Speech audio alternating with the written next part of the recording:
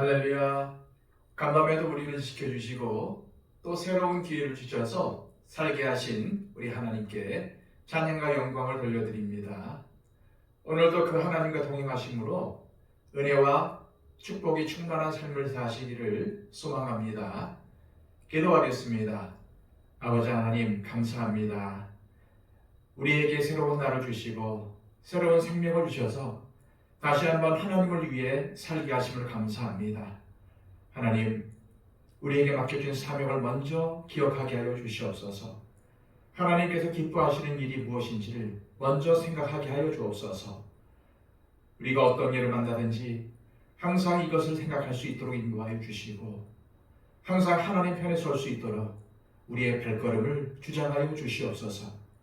그리하여 우리가 걷는 발걸음이 믿음의 발걸음이 되게 하여 주시고 우리가 사는 삶이 순종의 삶이 될 수 있도록 역사하여 주시옵소서. 오늘도 이끌어 주시고 인도하실 하나님의 은혜를 소망하며 예수 그리스도의 이름으로 기도하옵나이다. 아멘. 다 함께 찬송가 218장 찬양 드립니다.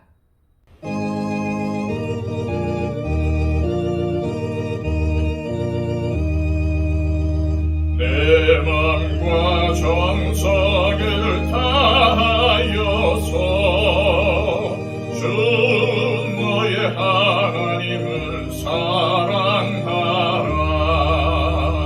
내 몸을 아끼고 사랑하듯 형제와 이웃을 사랑하라.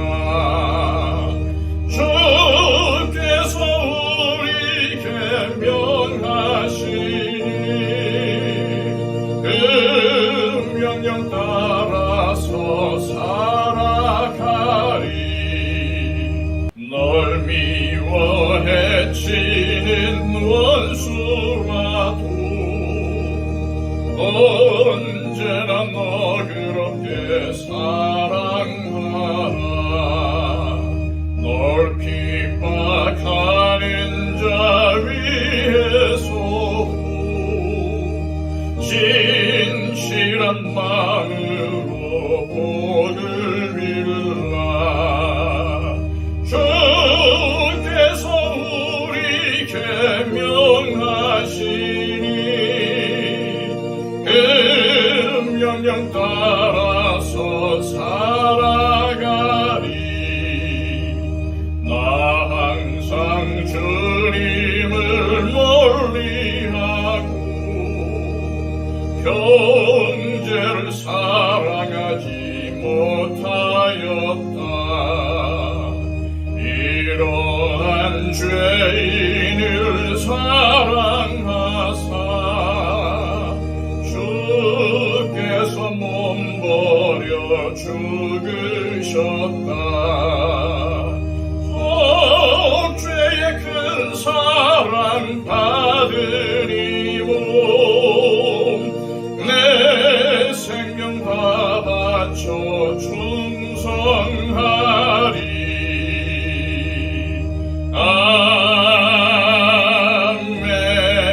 아멘.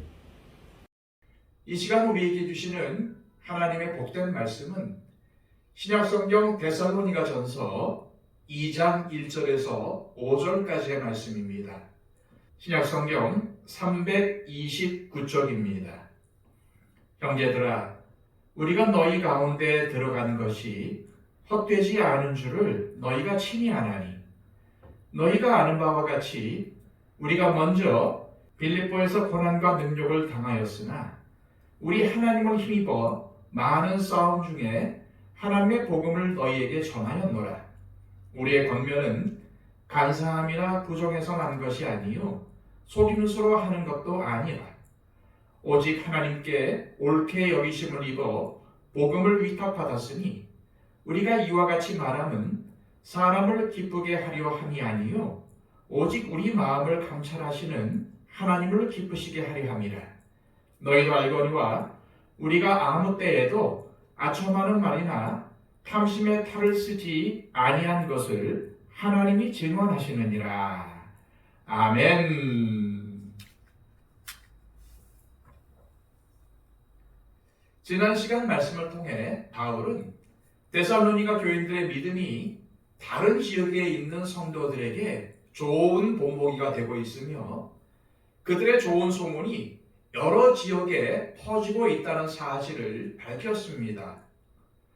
앞에서도 말씀드렸지만 유대인들이 불량배들까지 고용해서 행패를 부리며 바울과 복음을 받아들인 사람들을 괴롭혔기 때문에 이제 막 예수님을 믿게 된 데살로니가 교인들은 황급히 바울을 베레아로 보냈습니다. 사실 바울은 아직 데살로니가를 떠날 생각이 없었습니다. 그런데도 떠났던 것은 데살로니가 교인들이 강하게 검열했기 때문이었고 자신 때문에 야손 등 이제 막 복음을 받아들인 몇몇 사람들이 고초를 겪었기 때문이었습니다.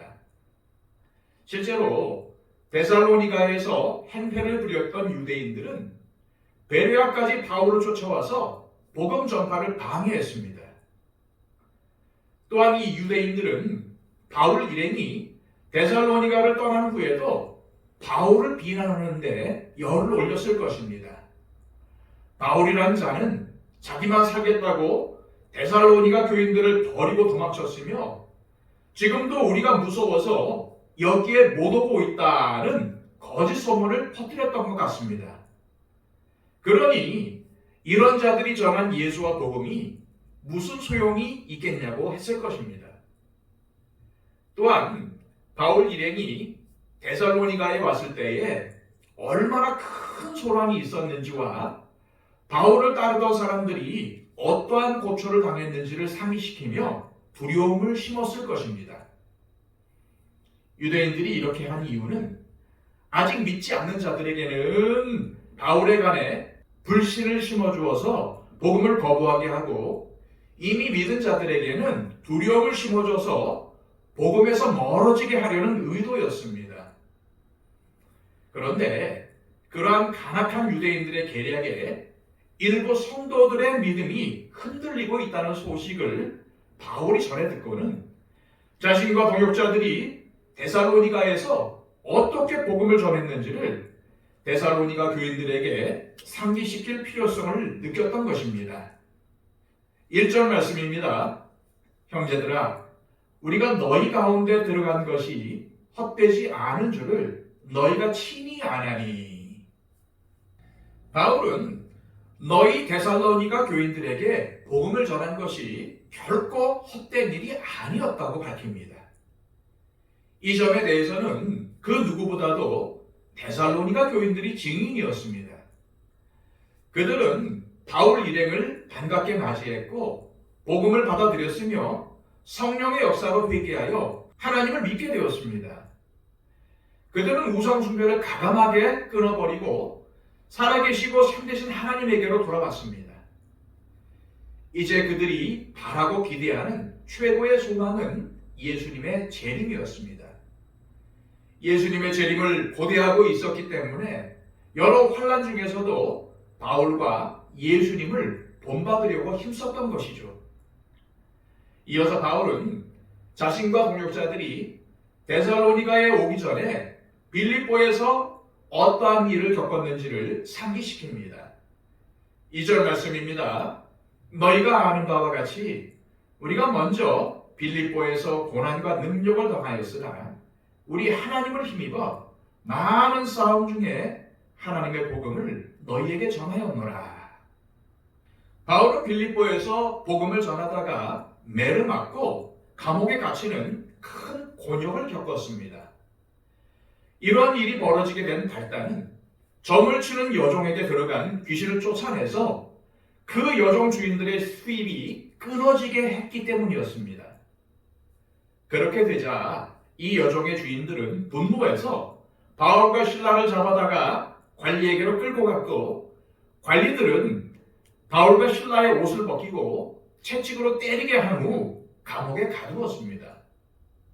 그런데 이 바울과 신라가 억울하게 감옥에 갇혔음에도 하나님을 찬양하자 한밤중에 갑자기 지진이 일어나면서 감옥 문이 다 열리는 일이 벌어지고 죄수들이 모두 도망쳤다고 생각한 간수가 낙심해서 자결하려고 했지만은 바울 일행이 깊이 말렸고 주 예수를 믿어라.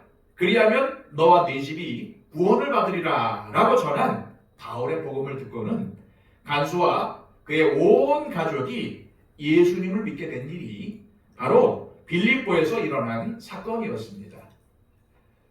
이 사건은 데살로니가 교인들도 이미 잘 알고 있는 사건이었습니다. 아마도 바울이 여러 번 간증했겠죠. 그런데 지금 바울이 빌립보에서 일어난 사건을 데살로니가 교인들에게 다시 상기시키는 이유가 무엇일까요? 그것은 예수님의 복음을 전하고 또 예수님을 믿는 일에는 반드시 그것을 방해하는 대적자들이 있다는 사실을 알려주기 위해서였습니다.